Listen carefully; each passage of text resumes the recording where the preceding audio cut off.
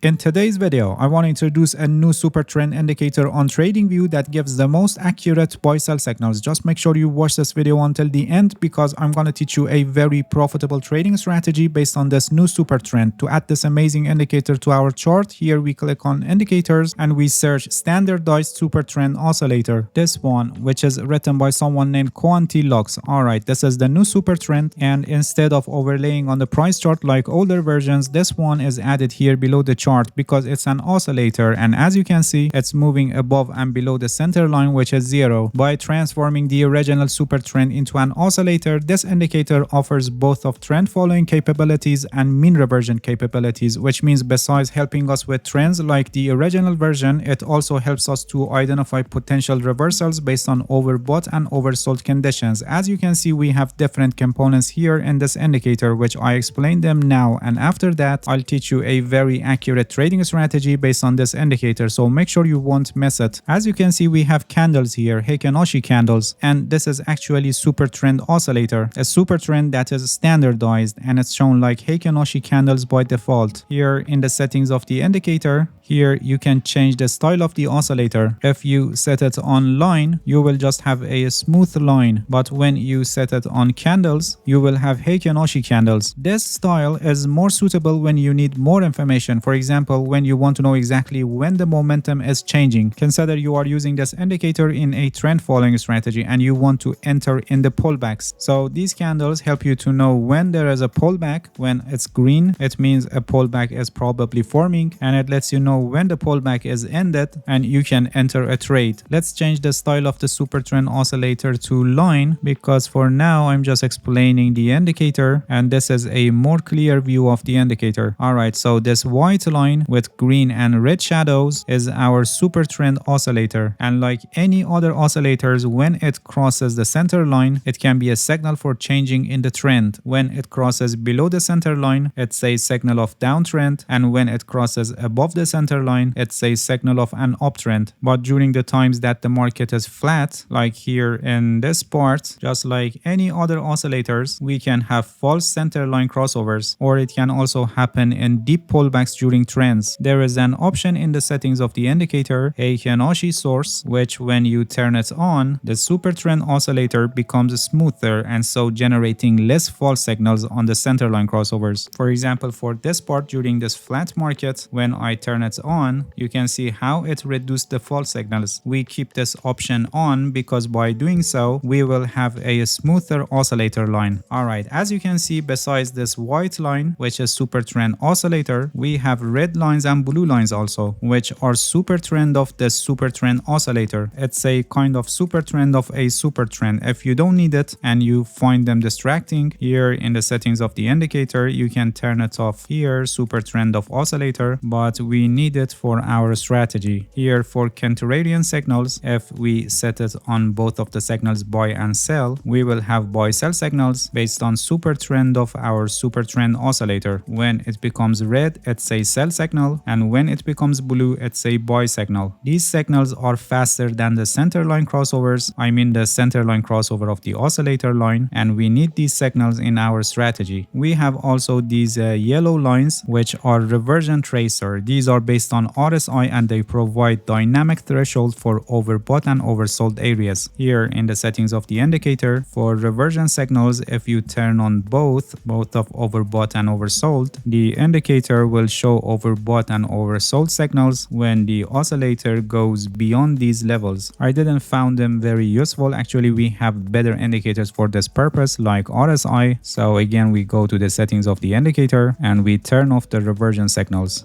Alright, now let me teach you a trading strategy based on this indicator. As you can see, some of these signals are very good and we have large movements of the price after them, but some others are not good and we need to filter them. For this purpose here, we click on indicators and we search MACD. this one, moving average convergence divergence, and we need to change the settings of the MACD indicator. Here for the fast length we set it at 100, for the slow length we set it at 200, and for signal smoothing we set it at 50. And then here for the time frame we set it on a higher time frame than our chart time frame. Right now we are on 1 hour time frame, so here we set it on 4 hours time frame. And then here in the style tab we remove MACD line and signal line, and for the appearance of the histogram we set it on area. Everything is already set on the chart, and before we start the strategy, please give this video a like, and if you haven't subscribed to my channel, please subscribe and hit the bell so you get the notifications of my new videos. Alright, this MACD with the special settings that we made show us the overall trend of the market on higher time frame. When it's green, the overall trend of the market is up, and when it's red, the overall trend of the market is down. So when MACD histogram is green, we only take these buy signals. We don't care about these sell signals because MACD histogram is telling us that the overall trend of the market is up, and these sell signals are against the trend of the market, but these buy signals are in the same direction with the overall trend. And as you can see, all of them are profitable signals, but if you look at the sell signals, you can see that they were not good signals. On the other hand, when MACD histogram is red, we only take sell signals because MACD histogram is telling us that the overall trend is down, so we should only take the signals that are in the same direction with the direction of the overall trend. Please pay attention that this strategy is a trend following strategy, and in times that a reversal is happening in the market, you may get bad signals like this, or especially when the market is not trending, you may encounter false signals. So you need to manage your risk properly. There is a risk management strategy that is called 1% rule, and it's one of the best risk management strategies that you can use. I have a complete guide on this. The link is also placed in the description, and I highly recommend you to watch it because without a proper risk management strategy, you cannot become a successful trader. Alright, that's it. Thank you for watching this video. If you have any questions, feel free to ask and leave a comment for me. I'll answer your questions as soon as possible. If you haven't subscribed to my channel, please subscribe and hit the bell so you get the notifications of my new videos. See you guys in next video, and good luck with your trading.